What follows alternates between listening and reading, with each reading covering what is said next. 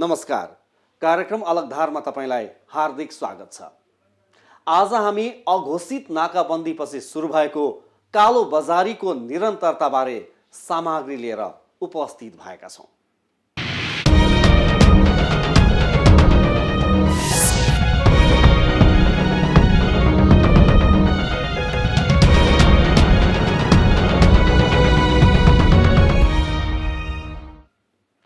कानुनी शासनमा कानुन विपरीत काम गर्ने जो कोही दण्डित हुन्छ।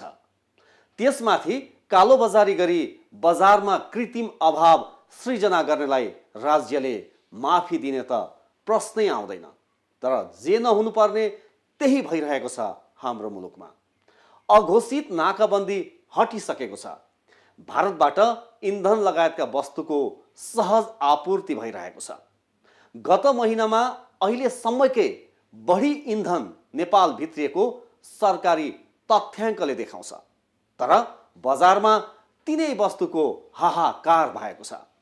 यो स्थिति आउनुमा कालो बजारीबाट सृजित कृत्रिम अभाव हो भन्दा दुई मत नहोला।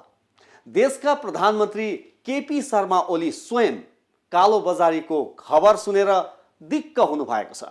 तर 100% गैर कानुनी कर्म नियन्त्रणको प्रयासमा भने ओली सरकार चुके झैं देखिन्छ। थप यो प्रस्तुतिबाट।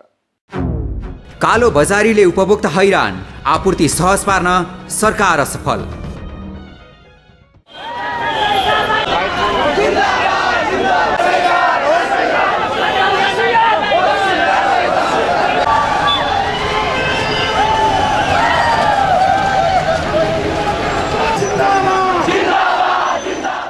भारतको अघोषित नाकाबन्दी अघोषित रूपमै हटेको 2 महिना बितिसकेको छ। नाकाबन्दीको न्यूमा उब्जिएको कालोबजारी अन्त्य नहुँदा उपभोक्ताको शास्ति घटेको छैन। कालोबजारी संस्थागत हुँदै गएको भान हुन थालेको छ। कालोबजारी विरुद्ध जनमत पनि बन्दै गइरहेको छ। सरकारलाई कालोबजारीका कारण नागरिकहरू शास्ति बेहोर्दैछन् भन्ने जानकारी छ। तर कालोबजारी नियन्त्रणमा सरकारी संयन्त्र सफल देखिरहेको छैन। ग्यास, पेट्रोल लगायत इन्धनका साधन लिन लाग्ने गरेको लाइनले नै यो तथ्य प्रमाणित गर्दछ। प्रधानमन्त्री केपी शर्मा ओलीले अब आफ्नो ध्यान कालोबजारी नियन्त्रण गर्नमा जाने आश्वासन दिएका छन्। राजनीतिक दलका भातृ संगठनहरूले कालोबजारी र तस्करी नियन्त्रण गरी आपूर्ति सहज बनाउन प्रस्तुत गरेका मागपत्र बुझ्दै प्रधानमन्त्रीले देशको कालोबजारीलाई निमिट्यान्न पार्ने आश्वासन दिएका थिए। तस्करी कालोबजारी लाइनमा मान्छे किन छन्? रथलेसले नाका खुलिसक्यो, सबै गरिसक्यो। यस्तो बेलामा घाँटी निचोरेर फेरि देशको हुर्मत लिने खालका तस्कर कामहरू हुन्छ भने, कालोबजारी हुन्छ भने रथलेसले त्यसलाई ठिक हो। नयाँ संविधानको बहानामा दक्षिणी छिमेकीले आपूर्तिमा अवरोध पुर्याएपछि निरन्तर झेल्नु परेको अभाव उपभोक्ताले अझै भोगिरहनु परेको छ। यसको मूल कारण भनेको कालोबजारी नै हो। सरकारको स्वामित्वमा रहेको आपूर्ति मन्त्रालय अन्तर्गत रहेको आयल निगमबाट खुल्याम रूपमा अहिले तस्करी भएको प्रमाण तपाईँहरूले भर्खरै हिजो पनि मैले हेरेँ। पाटनमा एउटा ट्रकमै सामानहरू ल्याएर तेल लोड अनलोड गरेर बेचिँदैछ। आयल निगमले 79 रुपियाँमा बेच्ने तेल 150 रुपियाँमा बेच्न अर्को विराट कम्पनी भन्नेलाई अनुमति दिएर धमाधम 2 लाख लिटर पेट्रोल वितरण गर्ने र बेच्ने काम पनि भयो।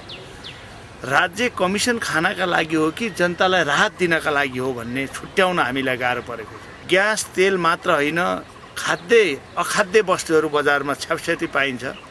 दालमा मिसावट पाइन्छ, चामलमा मिसावट पाइन्छ। मूल्य वृद्धि त्यत्तिकै भएको छ। गभर्मेन्टको त्यता ध्यान दिँदैन। आपूर्ति व्यवस्थामा अस्तव्यस्तता हुँदा बजारसम्मको जनपहुँच र उपभोग्य सामग्रीको उपभोगिता नै डामाडोल भइरहेको छ। कालोबजारीले सिङ्गो मुलुकलाई नै अस्तव्यस्त बनाइरहेको छ। सीमित व्यक्ति तथा व्यापारीहरूको मिलेमतोमा जनताको पीडामा झनै नुन चुक छर्कने काम भइरहेको छ। सरकारले निर्देशन पनि दिएको छ। तर अनुगमन गर्ने अनुगमनकारी निकाय वास्तवमा जुन ढङ्गले गर्नुपर्ने उसले काम गर्न सकिरहेको देखिँदैन। हामीले त्यो कुरा अहिले उठायौँ। त कहाँनेरिबाट यो कुरा अप्ठ्यारो भएको छ कालोबजारी नियन्त्रण गर्न, होइन भनेर हामीले प्रश्न उठाइरहेका छौँ। पहिला एनओसीको हामीले लियौँ, सचिवले राख्नुभयो, अरूले राखे, होइन। त्यस पछाडि त्यहाँबाट चित्तबुद्ध जवाब के आएन भने कस्तो आयो भन्दाखेरि यति चिज आएको छ, यति चिज यहाँ गएको छ, बजार हल्लाले यस्तो भएको मात्रै भनेर आयो। वास्तवमा त्यो कुरा सत्य होइन। कालोबजारी भएकै छ। कालोबजारीले तोबा पारेछ। 1 लिटर पेट्रोल लिन पनि पहुँचकै प्रयोग गर्नुपर्छ, 1 लिटर डिजेल किन्न पनि पहुँच प्रयोग गर्नुपर्छ। ग्यासको त कुरै छोडिदिउँ होइन। ग्यास पुराना पाइरहेका विक्रेताले भन्दा पनि ग्यास चाहिँ नयाँ सिलिन्डरमा अहिले गइरहेका छन् होइन, पुरानो सिलिन्डरमा पाइरहेका छैनन्। त्यो खालको जुन अवस्था सिर्जना भएको छ यो कालोबजारीको कारण हो। यसको नियन्त्रण गर्ने निकाय भनेको सम्बन्धित मन्त्रालय हो, एनओसी नै हो। र त्यसलाई के कुराको आवश्यकता हुन्छ, कहाँ पुग्दा त्यो कुराको चाहिँ कालोबजारी नियन्त्रण गर्नको लागि समस्या उत्पन्न उसले देखाउनु पर्ने हो। आज उसले त्यो देखाइरहेको छैन। यसले के देखिन्छ भने वास्तवमा सोझो नभन्दा भित्र यसमा केही रहस्य छ। नाकाबन्दी ताकाको समस्यालाई त जनताले सामान्य ठानेका थिए, तर परिस्थिति सहज भइसकेको अवस्थामा पनि किन यो समस्या? अहिले ग्यास, इन्धन तथा उपभोग्य वस्तुहरूमा कालोबजारीको प्रत्यक्ष असर परिरहेको छ। सर्वसुलभ रूपमा दैनिक आवश्यकताका वस्तुहरू उपभोग गर्ने वातावरण बनिरहेको छैन। जनजीविकाको सवालहरूलाई चाहिँ यो खालको चाहिँ समस्या, यो खालको चाहिँ जनताका लागि चाहिँ महँगी, कालाबजारीले त्यो खालको स्थिति आउँछ भनेर हामी सोचेको थिएनौँ। तर परिस्थिति के भयो भने संविधान सँगसँगै नाकाबन्दी भयो। नाकाबन्दीमा चाहिँ कालाबजारी, भ्रष्टाचारी, माफियाहरूको चाहिँ बिकबिकी भयो र जुन खालको चाहिँ बिकबिकीले चाहिँ जनताको चाहिँ चुलो बाल्न नसक्ने, जनताको जनजीविकाको अधिकारहरू चाहिँ बन्देज लगाउने काम भयो। दैनिक उपभोग्य वस्तुहरूको हाहाकार गराइदिने, बढी मूल्यमा बेच्ने, नाफा कमाउने थाउन्नले मुलुक र जनतालाई टाट पल्टाउने गिरोहको फन्दामा देश परिरहेको छ। आम सर्वसाधारणहरूले अझै चैनको सास फेर्न पाएका छैनन्। लामो नाकाबन्दीको असर सामान्य नबन्दै बजार नै कब्जामा लिनेहरूको चङ्गुलको फन्दामा मुलुक परिरहेको छ। भ्रष्टाचारलाई संस्थागत गर्ने काम पछिल्लो चरणमा नेपाल सरकारकै स्वामित्वमा रहेको नेपाल आयल निगमबाट भएको छ। यसका धेरै तथ्य र प्रमाणहरू छन्। नेपाल आयल निगमले अन्तर्राष्ट्रिय बजारमा मूल्य घट्दाखेरि पनि नेपाली बजारमा जुन रूपमा मूल्य घटाउनु पर्ने हो त्यो रूपमा मूल्य नघटाउने र अन्तर्राष्ट्रिय बजारमा मूल्य बढ्दा जति बढेको छ त्योभन्दा दोब्बर बढाउने खालको चाहिँ गतिविधि र क्रियाकलाप गरेको छ। र पेट्रोलियम पदार्थको अभाव, मूल्य वृद्धिको कारणले त्यसले अरू सम्पूर्ण जनसरकारसँग सम्बन्धित विषयहरूमा पनि मूल्य वृद्धि हुने भएको छ। यति बेला मधेसवादी दलहरूले आन्दोलन गरेका तराई मधेसका क्षेत्रहरू सामान्य छन्। भारतीय भूमिसँगका सबै नाकाहरूबाट सहज रूपमा आपूर्ति भइरहेको छ। उत्तरी चीनको नाकाबाट पनि विकल्पका रूपमा आपूर्तिको वातावरण बनेको बताइएको छ। यति बेला सामान्य अवस्थामा चाहिँ दैनिक उपभोग्य वस्तुहरू तथा ग्यास, इन्धन नेपाल भित्रिरहेको छ। मागलाई सम्बोधन गर्ने गरी आपूर्ति भइरहेको बताइएको छ। तर उही बेहाल छ। कहाँ गइरहेको छ ग्यास, कता गइरहेको छ इन्धन, किन भइरहेको छ उपभोग्य वस्तुहरूको हाहाकार? काम गरिएको छैन, काम गलत भइरहेको छ होइन, त्रुटि छ। किन कालोबजारी व्याप्तमा त्यसलाई कुनै के अरे नियमन नै गर्न सकेको छैन भने त आउने कसरी? यो समस्या यहाँनिर नै हो। सम्बन्धित मन्त्रालयले जसरी काम गर्नुपर्ने त्यो गर्न सकेको छैन। हामी यो कुरा नेपाल सरकार समक्ष, सम्माननीय प्रधानमन्त्री ज्यू समक्ष पनि हामी राख्न चाहिरहेका छौँ। किनभने त्यहाँबाट गर्नुपर्ने काम उपयुक्त ढङ्गले हुन सकेन र कालोबजारीप्रति कुनै नियन्त्रण त्यसले गर्न सकेन। विद्यार्थी सङ्गठनहरूले व्याप्त कालोबजारीको विरोधमा विभिन्न आन्दोलनहरू चर्काइरहेका छन्।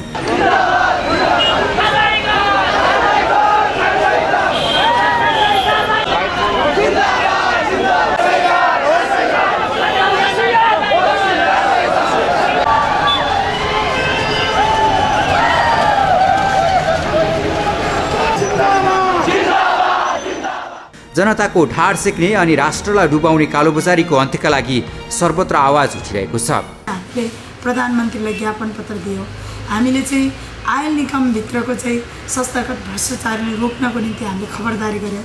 सबै चाहिँ त्यो कर्मचारीहरूलाई निषेध लाउने काम गऱ्यौँ। हामीले चाहिँ त्यति मात्र होइन, सडकमा चाहिँ बहस गऱ्यौँ। सडकमा चाहिँ सबै खालका सरकारवाला पक्षहरूलाई सरकारको तर्फबाट, आयल निगमको तर्फबाट, हामीले विभिन्न खालको चाहिँ उपभोक्ता मञ्चबाट, हामीले पत्रकारहरूको चाहिँ तर्फबाट, हामीले नागरिक समाजको तर्फबाट विभिन्न जनवर्गीय सङ्गठनको प्रतिनिधित्व गरेर हामीले सडकबाट बहस पनि सुरुवात गरिसक्यौँ। हामीले त्यति मात्र होइन, हामीले चाहिँ यो संस्थागत भ्रष्टाचारीलाई रोक्नको निम्ति हामीले चाहिँ अख्तियारलाई समेत चाहिँ हामीले चाहिँ मुद्दा जाहेर गर्ने काम गऱ्यौँ। हो, देशको अवस्था निरीह बनिरहेको छ। बजारमा पाउने वस्तुको मूल्य आकाशिएको छ। व्यापारीहरूले मन लागि मूल्य वृद्धि गरिरहेका छन्। सबै सेक्टरमा कालोबजारी यहाँबाट प्रवेश गरेर हुँदा न्यायालयमा शुद्ध प्रवेश गराउने काम गरेको छ। यो नेपाली जनताका लागि होइन, विश्व समुदायका लागि पनि लाजमर्दो कुरा भएको छ। संसद बसेपछि यो सरकारलाई हामी ती घुँडा टेकाउँछौँ। कृत्रिम अभाव सिर्जना गरेर मालामाल हुने फन्डामा सरकारलाई नै चुनौती बनिरहेको छ कालोबजारी। बजारमा देखिएको कृत्रिम अभाव नियन्त्रण गर भनेर अख्तियार दुरुपयोग अनुसन्धान आयोगदेखि संसदीय समितिका साथै राजनीतिक दलका भातृ संस्थाहरू ठुल्ठुलो स्वरमा कराइरहेका छन्। तर सरकार निदाएको नाटक गरिरहेको छ। यदि सरकारले कानुनी राज कायम गर्ने हो भने कालो बजारीमा संलग्नहरूलाई कानुनी कठघरामा ल्याउन सक्नुपर्छ। जनताको चुलो बाल्न सहज वातावरण बनाइदिनुपर्छ। बाँकी यो रिपोर्टबाट। कालोबजारी विरुद्ध बढ्यो जनमत, सरकार कडा रूपमा प्रस्तुत हुन जरुरी। लामो समयदेखिको असामान्य जस्तालाई चिर्दै भारतसँग सौहार्दपूर्ण वातावरण बनाउने काम भएको छ। प्रधानमन्त्री केपी शर्मा ओलीले असामान्य अवस्थामा राजकीय भ्रमणका साथ भारत भ्रमण गरेर दुई देशको सम्बन्धमा हार्दिकता बढाउने काम गरेको भनिएको छ। भारतपछि उत्तरी छिमेकी चीनसँग पनि नेपालले सम्बन्धलाई ताजगी गराइरहेको परिवेशमा फेरि देशको अन्तर्राष्ट्रिय सम्बन्धलाई नै धमिल्याउने हल्ला चलेको छ। एक खाले हल्ला फिजाइएको छ कि फेरि पनि नाकाबन्दी हुँदैछ भनेर। अनि यही हल्लाको फेरोमा अनेक चलखेलहरू मौलाएका छन्। यो मनोवैज्ञानिक असरलाई चिर्न सरकार सफल बनिरहेको देखिएको छैन। यसले कालोबजारी झन मौलाइरहेको छ। उद्योग वाणिज्य अथवा सम्बन्धित समितिलाई पनि एनओसीले पुरै लापरवाही गरिरहेको व्यवस्था गरिरहेको एउटा अवस्था छ। यो ढङ्गले एनओसी अगाडि बढ्छ। एनओसीका त्रुटिको कारण, एनओसीको कमजोरीको कारण आज मुलुकमा व्याप्त कालोबजारी भएको छ। यो एलपी ग्यास, डिजेल, पेट्रोलहरूमा यो समस्या उत्पन्न चाहिँ उसको कारणले भएको छ। अस्तव्यस्तताको भूमरीबाट देशलाई उम्कन नदिँदै कालोबजारी तथा भित्री खेलहरूबाट देशलाई अस्थिर बनाइरहने अनि फाइदा लिने समूहको चङ्गुलबाट कहिले उम्कने? जबसम्म हामीले कालोबजारीलाई नियन्त्रण गर्न सक्दैनौँ, जबसम्म हामीले भ्रष्टाचारलाई रोक्ने काम गर्दैनौँ, जबसम्म माफियाहरूलाई हामीले अन्त्य गर्न सक्दैनौँ, त्यस कारण हामीले चाहिँ समृद्ध नेपालको निर्माणको कल्पना गर्न सक्दैनौँ। यसको बाधक आज यही कुरालाई हामीले चाहिँ अन्त्य गर्नुपर्छ। तब मात्रै जनताले एउटा चाहिँ सास फेर्न सक्छन्। जनताको समस्यालाई चाहिँ हामीले चाँडै चाहिँ हामीले चाहिँ समाधान गर्न सक्छौँ। त्यसका निम्ति सबैभन्दा पहिलो सरकार जिम्मेवार बन्नु पर्यो, सरकारवालाहरू जिम्मेवार हुनु पर्यो, सबै हामी सचेत भएर लाग्नु पर्यो। यति बेला जनता आँधीपछिको सन्नाटा झैँ बेहाल परिस्थितिकै पीडित प्रत्यक्षदर्शी बनिरहेका छन्। सरकारले कालोबजारीको नियन्त्रणका लागि काम गर्न सकिरहेको छैन। नेपाल आयल निगम विवादमा फँसिरहेको छ। कालोबजारीलाई प्रश्रय दिनका लागि निगमकै मिलेमतो भएका मुद्दाहरू सार्वजनिक भइरहेका छन्। सरकारको हामीले गम्भीर रूपमा ध्यान आकृष्ट गरेका छौँ। अहिले मुलुकमा भ्रष्टाचार व्याप्त हुनुको पछाडिको कारण भनेको खास गरेर राष्ट्रिय कारणले भन्दा पनि अन्तर्राष्ट्रिय कारणले भएको छ। भारतले चाहिँ नेपालमा नाकाबन्दी लगाउनु, मधेस केन्द्रित दलहरूको चाहिँ आन्दोलनको कारणले चाहिँ मुलुकमा यो मूल्य वृद्धि, महँगी, भ्रष्टाचार, कालोबजारीले अलि प्रशय पाएको छ। तर सरकारले अझै थप प्रभावकारी कदम चलाउनुपर्छ र नागरिक समाजबाट पनि भ्रष्टाचारलाई अन्त्य गर्नको निम्ति प्रभावकारी ढङ्गबाट सबैले भूमिका खेल्नुपर्छ र भ्रष्टाचारीहरूलाई सामाजिक रूपमा बहिष्कार गर्ने, उनीहरूलाई कानुनको दायरामा ल्याउने काममा चाहिँ सबै लागियो भने मात्र हामीले यो भ्रष्टाचारलाई न्यूनीकरण गर्न सक्छौँ। व्यवस्थापिका संसदका समितिहरूमा समेत यो विषयमा चर्को बहस सुरु भएको छ। एकाएक मौलाएको कालोबजारीको जड पत्ता लगाउन तथा यसको अन्त्यका लागि सम्बन्धित संसदीय समिति मार्फत छलफल र निर्देशन भइरहेको छ। अहिलेको कालोबजारी यही ढङ्गले बढेर जाने भने यसले सरकारलाई असफल बनाउने, यो मुलुकको राज्य व्यवस्थालाई असफल बनाउने, यो मुलुकको संविधानै असफल हुने बाटोमा मुलुक जान्छ। त्यस कारणले हामीले कडाइका साथ यथाशीघ्र कारबाहीको प्रक्रिया अगाडि बढाउनुपर्छ। देशको अवस्थालाई गिजो ल्याउने काम गर्ने गैर कानुनी संयन्त्रलाई तह लगाउन संसदीय समिति कडा रूपमा प्रस्तुत भएको छ। कालोबजारीलाई अन्त्य गर्ने र कालोबजारीहरूलाई नियन्त्रणमा लिएर कारबाही अघि बढाउन संसदीय समितिको तदारुकताको पर्खाइ पनि भइरहेको छ। अघिल्लो दिन बोलाउँदा आउँछु भन्नुभयो, राति नै ज्वरो आएछ, 10 मिनट बसेर ज्वरो आयो, म त बोल्न सक्दिनँ भनेर जानुभयो। फेरि भोलिपल्ट हामीले बोलायौँ, हुन्छ आउँछु भन्नुभयो, फेरि ज्वरो आयो उहाँलाई। किन ज्वरो आयो भन्दा यिनै केसले गर्दा ज्वरो आयो। सधैँ त्यसरी मन्त्रीहरू भागेर संसदलाई, व्यवस्थापिका संसदलाई, समितिहरूलाई भागेर छल्न पाइँदैन। नेपाली जनतालाई उत्तर दिनैपर्छ।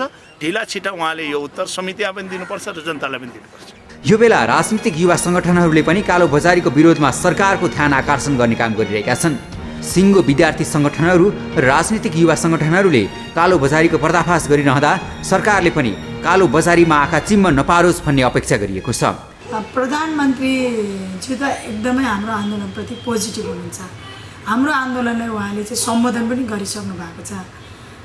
कालाबजारीको चाहिँ निर्मूल अन्त्यको निम्ति, जरै उखेल्नको निम्ति चाहिँ मेरो तर्फबाट, मेरो सरकारबाट चाहिँ मैले चाहिँ पहल गर्छु। म चाहिँ एकदमै त्यसमा चाहिँ मैले गर्न सक्ने सहयोग गर्छु र तपाईँ सबै जनताको साथ चाहिन्छ भन्नुभएको छ। आज यसको समूल अन्त्यको निम्ति चाहिँ सरकारी पक्ष, सरकारवाला पक्षहरू सबै हामी सचेत भएर लाग्नुपर्छ। आपूर्ति व्यवस्था सहज बनाउँदै सर्वसुलभ बजार बनाउने मन्त्रालय तथा निकायहरूको काममा सुस्तता र कालोबजारीलाई नै सहयोग पुग्ने वातावरण निर्माणको भूमिका देखिएको छ। सरकारको प्रभावकारिता कम देखिँदा र मातहतका मन्त्रालय, विभाग तथा निकायहरूको नियन्त्रणभन्दा बाहिर बजार पुग्दा कालोबजारियाहरू मौलाएका छन्। सरकारले कालोबजारी र कृत्रिम अभावलाई तत्काल हल गर्न कडा कदम चाल्नुको विकल्प छैन। जनताले देशमा सरकार छ भनेर अनुभूति गर्न पनि कालोबजारी नियन्त्रण गरी उपभोग्य वस्तुको सहज आपूर्ति अनिवार्य शर्त बनिसकेको छ। तस्करी, कालोबजारी लाइनमा मान्छे किन छन्? रथलेसले नाका खुलिसक्यो, सबै गरिसक्यो। यस्तो बेलामा घाँटी निचोरेर फेरि देशको हुर्मत लिने खालका तस्कर कामहरू हुन्छ भने, कालाबजारी हुन्छ भने रथलेसले त्यसलाई ठिक गर्नु। जनता राष्ट्रवादको नाममा चुलो नबाली रहन सक्दैनन्। अन्ततः सरकारले जनताको चुलो बल्ने वातावरण बनाओस्, कानुन पालना गराई कालोबजारी र कृत्रिम अभाव अन्त्य गरोस्। यति गर्न सके मात्र आम नागरिक देशमा सरकार छ भनेर अनुभूत गर्न सक्लान्। नत्र ठुला ठुला क्रान्तिका पट्यार लाग्दो भाषण सुनेर सरकारप्रतिको जनआक्रोश झन्झनै चुलिँदै जान पनि सक्दछ। अलगधारलाई सम्पर्क गर्न 400653 छ र 9802002006 नम्बर डायल गर्नुहोला। तपाईँले 44327707 नम्बरमा फ्याक्स गर्न सक्नुहुनेछ भने alagdar@imagechannels.com मा इमेल पनि गर्न सक्नुहुनेछ। हाम्रो आजको प्रस्तुति यति नै। अलगधारको युनिटलाई बिदा दिनुहोस्। नमस्कार।